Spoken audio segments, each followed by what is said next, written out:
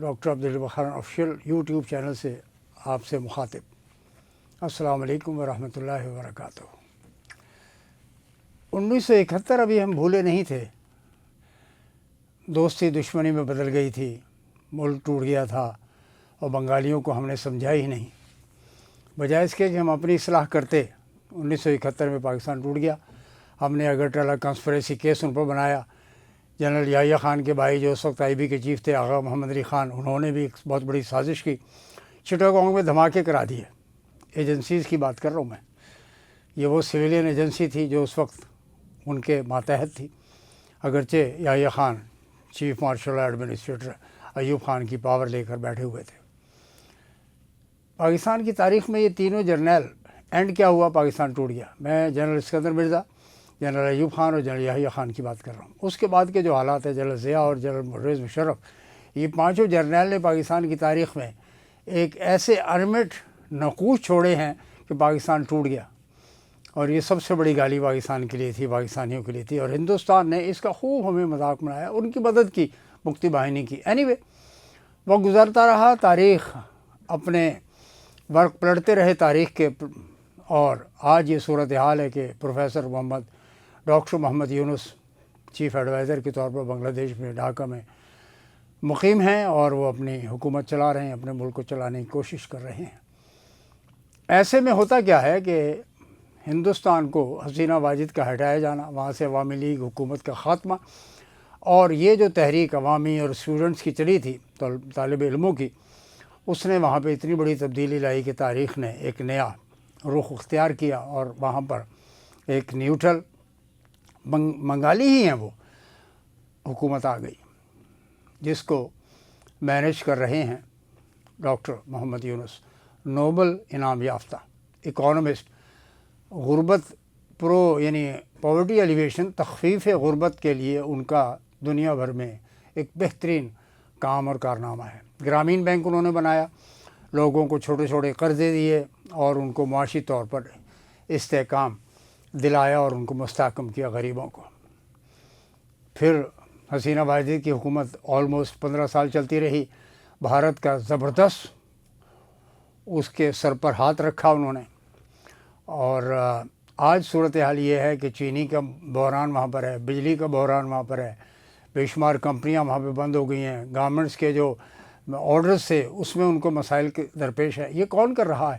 یہ خالصتاً ہندوستان کر رہا ہے، یہاں تک کہ بنگلہ دیش کا اگرٹلہ میں، آسام میں، ایک چھوٹا سا ہائی کمشنر کا دفتر، اسسٹنٹ ہائی کمشنر کہیں، اس پر حملہ کر دیا انہوں نے۔ بنگلہ دیش کے جھنڈے کو، قومی پرچم کو پیروں کے نیچے انہوں نے روند ڈالا، اور روندنے والا کون تھا؟ وہیں کا آیا ہوا ایک بھارتی مہاسبھائی ہندو، وہاں کا لوکل، اس کو پکڑ لیا بعد میں، وہ آج مقدمے بھگت رہا ہے۔ کل بھارت کے سیکرٹری صاحب نے اچانک وہاں پر ڈھاکہ کا رخ کیا، اور اس سے پہلے انہوں نے اپنی حکومت سے بریفنگ لی اور جا کے ڈاکٹر یونس سے ملے۔ اندر ہوا کیا؟ پریس ریلیز تو سفارتی طور پر جو آتی ہے وہ آپ کو پتہ ہے کہ وہ سفارتی الفاظ استعمال کیے جاتے ہیں، ٹرمینالوجی الگ ہے، اس کی گفتگو کا انداز الگ ہوتا ہے، لیکن ہوا یہ کہ پروفیسر ڈاکٹر یونس نے اسٹریٹ اوے، براہ راست کہہ دیا کہ ہمارے معاملات میں آپ مداخلت نہ کریں، ہمارے معاملات میں آپ میڈلنگ نہیں کریں، ہم آپ کے معاملات میں میڈلنگ نہیں کریں گے، یعنی عدم مداخلت کی بات کر رہے ہیں پروفیسر ڈاکٹر محمد یونس صاحب۔ لیکن یہ بھارت کو برداشت نہیں ہو رہا۔ انڈیا کے تقریباً 50 سے زیادہ یوٹیوب چینلز اور official media, private sector media دبا کے بنگلہ دیش اور پاکستان کے خلاف جو ہے مسلسل پروپیگنڈا کر رہا ہے، اور پاکستان کا بکاؤ میڈیا، اور اس کے اندر تو نہ اتنی صلاحیت ہے، چند صحافی پروفیشنل ہمارے دوست کولیگس وہاں پہ کام کر رہے ہیں، اور یقیناً وہ اپنی جگہ پر بڑے پروفیشنلز ہیں، لیکن زیادہ تر بکاؤ میڈیا ہے، اور مالکان جو ہیں وہ کسی بھی طور پر حق اور سچ بات کہنے میں، نہ پاکستان کے اندر، نہ پاکستان سے متعلق، اور نہ ہی بھارت کے خلاف جاتے ہیں وہ، کیونکہ ظاہر ہے انویسٹڈ انٹرسٹ نا، کون کہاں سے پیسے لے رہا ہے، کبھی ہماری ایجنسی نے اس کو انویسٹیگیٹ ہی نہیں کیا، پتہ تو کریں فنڈنگ کون بھارت کر رہا ہے، نہیں کر رہا ہے، راؤ اس کو فنڈنگ دے رہا ہے پاکستان کی میڈیا کوئی نہیں کر رہا۔ امریکہ نے تو دیا تھا پاکستان کے بہت سارے ٹی وی چینلز کو، اخبارات کو، اس پر بھی کوئی کارروائی نہیں کی گئی۔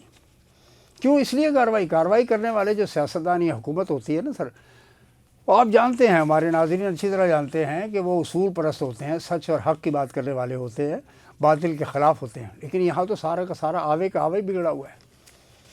تو یہ وہ صورتحال ہے. چائنا نے کوآپریشن کے لیے دروازے اپنے کھول دیے بنگلہ دیش کو، ظاہر ہے اس کو سپورٹ چاہیے. پاکستان سے انہوں نے کچھ اسلحے کی خریداری کا عندیہ دیا ہے، اور پاکستان سے چینی کا 50,000 میٹرک ٹن چینی کی بات کی ہے، 25,000 کی شپمنٹ جا رہی ہے، اور ظاہر ہے وہاں کے لوگوں کو اس سے فائدہ پہنچے گا. اس سے بھارت نے بجلی بند کر دی. وہ جو گوتم ادانی امبانی ہیں، انہوں نے عجیب و غریب ایک کام کیا کہ $1 ارب کے قریب لائبلٹی کھڑی کر دی بنگلہ دیش کے خلاف. چین نے جماعت اسلامی اور بنگلہ دیش نیشنلسٹ پارٹی خالدہ ضیاء والی اور دیگر سیاستدانوں کو بلایا، جس پر بھارت میں پھر ہندوستان میں پھر واویلا اور پروپیگنڈا شروع ہو گیا کہ جناب چین جو ہے وہ وہاں کے انتہا پسندوں، اسلامی انتہا پسندوں، اسلامسٹ اور جہادسٹ کو چین بلا رہا ہے. بھائی آپ کسی بھی طور پر آپ یہ سمجھ رہے ہیں کہ گلوان میں اگر وہاں پہ اسٹینڈ اسٹل سچویشن ہو گئی ہے، اسٹیٹس کو مینٹین کیا جا رہا ہے، تو کیا چائنا نے وڈراؤ کر لیا اپنے آپ کو لداخ سے؟ کیا بھارت وہاں پہ جنگ جیت گیا ہے؟ اور اتنی کشیدگی آپ نے بنگلہ دیش سے پیدا کر لی ہے کہ چائنا اس نے ٹرکی سے جو لیے تھے اپنے ڈرونز، ان کو اس کو اڑانا پڑ گیا، فضا میں چھوڑنا پڑا جاسوسی کی خاطر، انفارمیشن کی خاطر. تو یہ وہ صورتحال ہے کہ آپ جو ہے ایک طرف پروپیگنڈا کر رہے ہیں کہ پاکستان جو ہے ہندوستان پر حملہ کرنے والا ہے. یہ بھی انڈیا کے میڈیا میں چل رہا ہے کہ پاکستان انڈیا کو اس ساتھ جنگ کرنے کو تیار ہے. اور پھر پاکستان کی معاشی صورتحال پر بھی ایک زہریلا پروپیگنڈا، یعنی بے سروپا. یعنی آپ اتنے گل سڑ گئے ہیں، اتنے جل بھن گئے ہیں. یہ میں نے کل لفظ استعمال کیا تھا نا، ساڑ، یہاں کی مقامی زبانوں میں ساڑ کا لفظ استعمال کیا جاتا ہے. یعنی اتنے جل بھن گئے ہیں آپ لوگ. آج 70-75 سال میں کبھی بھی آپ نے دوستی کا ہاتھ بڑھانا مناسب نہیں سمجھا. اگر نواز شریف سے دوستی کی بات کرتے تو آپ کو مفاد تھا، وہ ذاتی عمرہ کے لیے مفاد تھا. پاکستان کا اس کے مفاد سے کوئی وابستگی نہیں تھی، اس سے کوئی تعلق نہیں تھا، وہ مفادات کی بات ہے. بلاول جب نے بات کی کہ بھئی یہ جو گجرات کا قاتل ہے، تو اس پر بھی آپ نے بہت بڑا شور مچایا. بھئی تاریخ جو کہہ رہی ہے وہ آپ کو سبق پڑھنا پڑے گا. تاریخ جو بھی لکھی جاتی ہے، تاریخ داں جو بھی لکھتے ہیں، مورخ جو بھی لکھتا ہے، اس کو لوگ پڑھتے ہیں. اس سے آپ اختلاف کر سکتے ہیں، بالکل کر سکتے ہیں.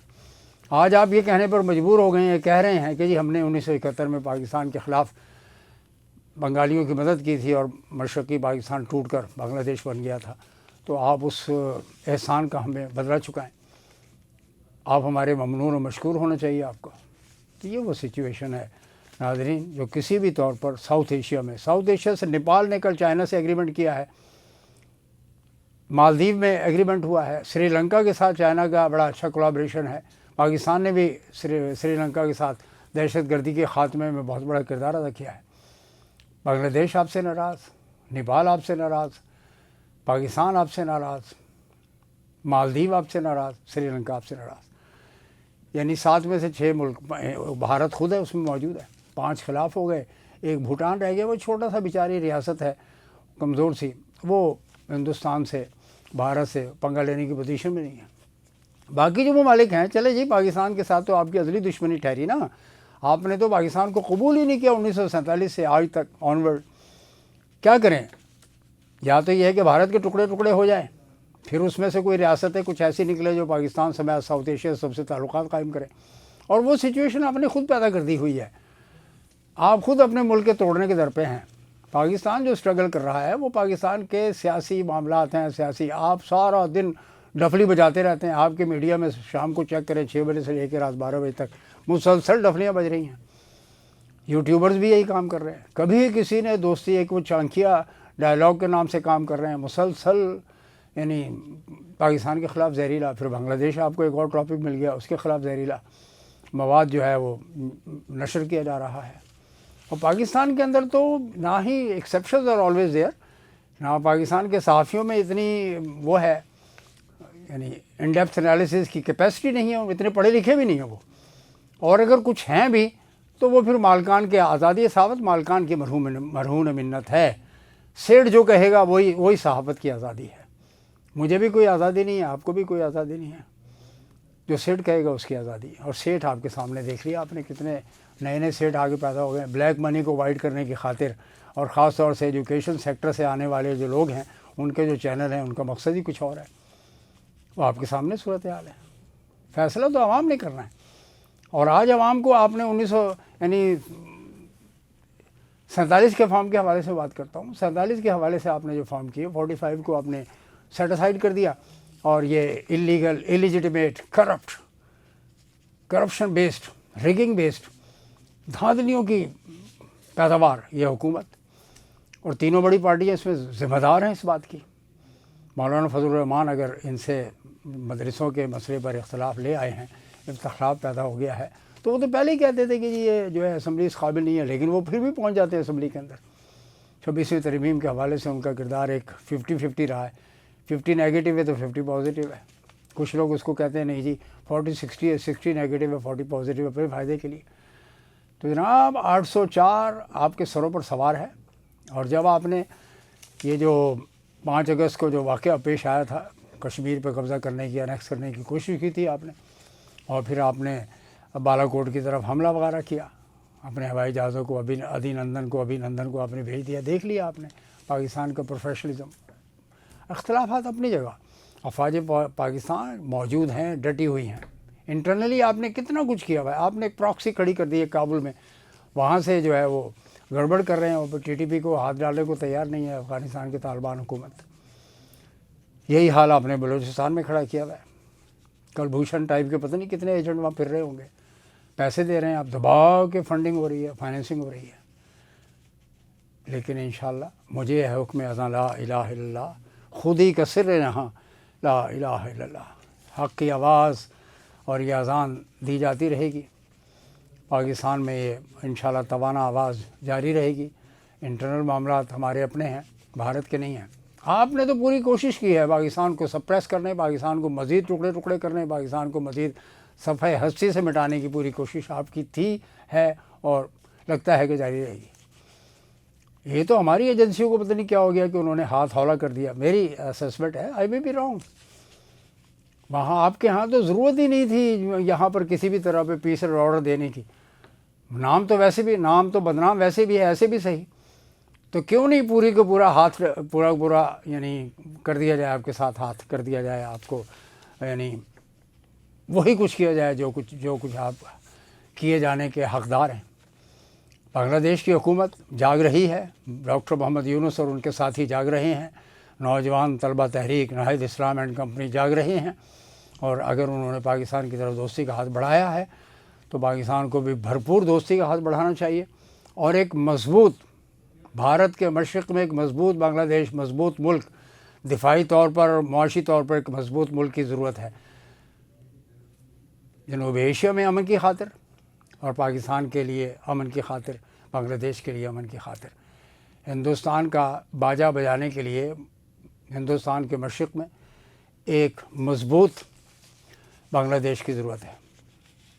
وہ انٹیلیجنٹ لوگ ہیں. Politically they are very much aware. بڑی ان کی جو اویئرنیس ہے بڑی جو خودداری ہے جرات مندی ہے ان کی.